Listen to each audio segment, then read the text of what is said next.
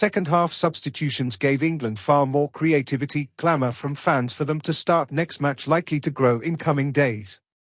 England's otherwise plodding performance against Slovenia in Tuesday night's goalless draw was enlivened by the introduction of substitutes Kobbie Mainoo, Cole Palmer and Gordon, who are now pushing hard for a starting place.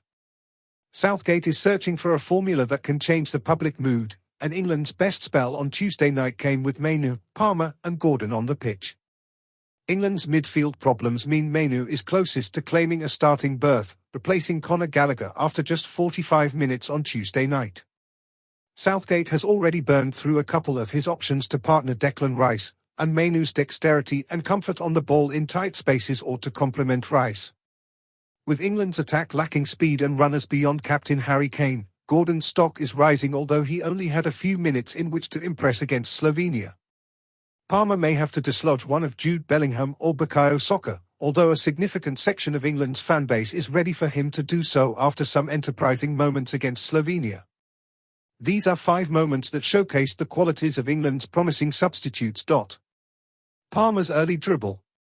Shortly after coming on, Palmer found himself wide on the left flank, the zone where England attacks go to die. Rather than turning out and passing back, Palmer's first intention was to get the ball out of his feet and run at his opponent. It only led to a throw-in, but after so much sterile possession early in the game, this was a welcome tonic. Only Bellingham attempted more dribbles than Palmer across the game, although none were completed according to Opta's definition. Back in his natural habitat inside right, this through ball showed Palmer's vision and creative qualities. England's attack lacked penetrative movements beyond opposition defences, and it was telling that the recipient of Palmer's pass was his fellow substitute and tournament fledgling Mainoo. The Manchester United man's cut back across the box was excellent, but England had no midfield runner arriving to sweep it home. This was one of England's best moves of the game.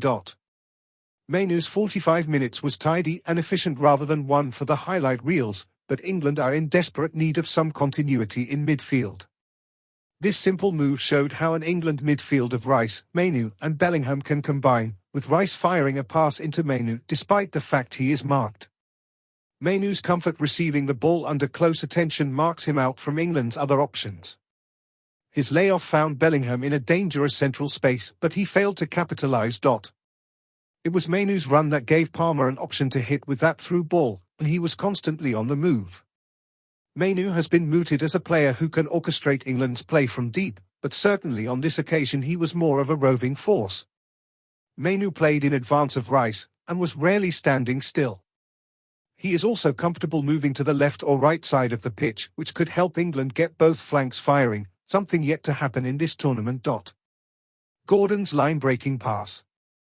The Newcastle United winger suddenly morphed into prime Sergio Busquets with this slicing pass through the Slovenia midfield.